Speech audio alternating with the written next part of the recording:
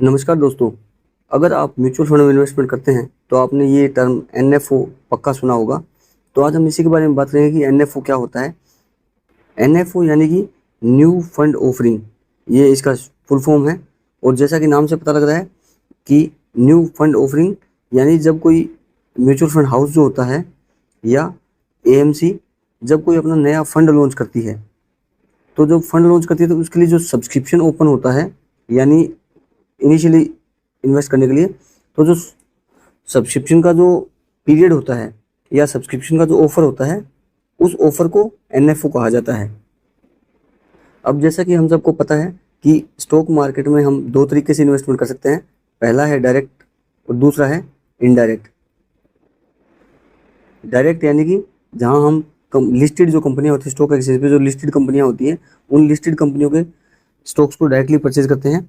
और कोई भी कंपनी जो होती है वो स्टॉक एक्सचेंज पे अपने आप को लिस्ट करने के लिए आईपीओ के प्रोसेस से गुजरती है, यानी इनिशियल पब्लिक ऑफरिंग। आईपीओ के बारे में हमने ऑलरेडी वीडियो अपलोड कर रखे हैं, आप जाके देख सकते हैं। तो हम स्टॉक एक्सचेंज पे लिस्टेड कंपनियों के शेयर खरीद के डायरेक्टली स्टॉक मार्केट में इन्वेस्टमेंट कर सकते हैं। दूसरा तरीका होता है इनडायरेक्ट वे, जो होता है म्यूचुअल फंड वे के थ्रू।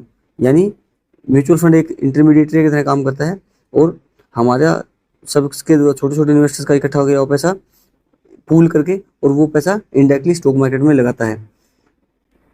तो जिस तरह कोई भी कंपनी जो है स्टॉक एक्सचेंज पे अपने आप को लिस्ट करने के लिए आईपीओ के प्रोसेस के थ्रू गुजरती है, उसी तरह कोई भी जो एएमसी या म्यूचुअल फंड हाउस होता है वो जब अपनी कोई नई स्कीम या फंड लेके आता है तो उसको एनएफओ के थ्रू गुजरना पड़ता है।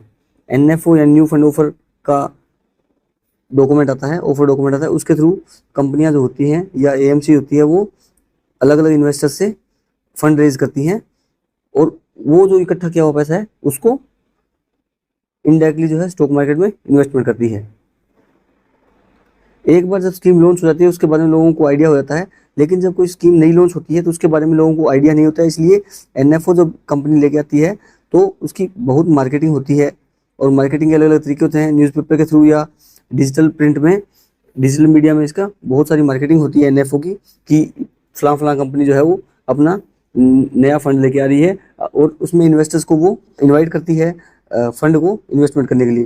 क्योंकि इनिशियली कोई भी जब स्कीम लॉन्च होती है तो उसके अंदर इनिशियल एक फंड चाहिए उसको, ताकि वो उस फंड को स्टॉक मार्केट में लगा सके। और एक बार जब वो स्टॉक मार्केट में पैसा लगा देती है उसके बाद जो रिटर्न क्रिएट होते हैं, उस रिटर्न के बेसिस पे एक तो एएमसी को अपना कमीशन मिल जाता है ताकि वो सस्टेन कर सके या आगे काम कर सके। सेकेंड ये कि उसको एक डाटा मिल जाता है दिखाने के लिए, ताकि वो और लोगों को इनवाइट कर सके कि हमारे फंड ने इतना अच्छा काम किया है, आप हमारे इस फंड में पैसा लगाइए। लेकिन इनिशियली उसके पास ऐसा कुछ सोर्सेज नहीं होता है, तो इसके लिए वो मार्केटिंग करके एनएफओ में स्टार्टिंग के पैसे इकट्ठे करने के लिए एनएफओ लेके आती है। और जब कंपनी एनएफओ लेके आती है तो एक फिक्स पीरियड के लिए लेके आती है और नॉर्मली जो होता है वो 3 से 15 दिन के लिए खुला होता है, यानी कि 15 दिन मैक्सिमम खुला होता है। उस 15 दिन में आपको उस एनएफओ को अंदर अप्लाई करना होता है और एनएफओ एक फिक्स एनएवी के ऊपर आता है। एनएवी यानी कि net asset value. Net asset value क्या होती है इसके लिए हमने ऑलरेडी वीडियो बना रखा है, आप जाके चैनल पे देख सकते हैं। तो नॉर्मली जो एनएफओ के टाइम में जो एनएवी ऑफर करती है कंपनी, वो 10 रुपये का ऑफर करती है और इस ऑफर को 15 दिन के लिए खुला रखती है। उसमें आप इन्वेस्टमेंट कर सकते हैं। किसी भी एनएफओ जब मार्केट में आता है तो मार्केटिंग होती है, तो उसमें एनएफओ में आपको इन्वेस्टमेंट करना है या नहीं करना है ये बहुत सारे पैरामीटर्स पे डिपेंड करता है।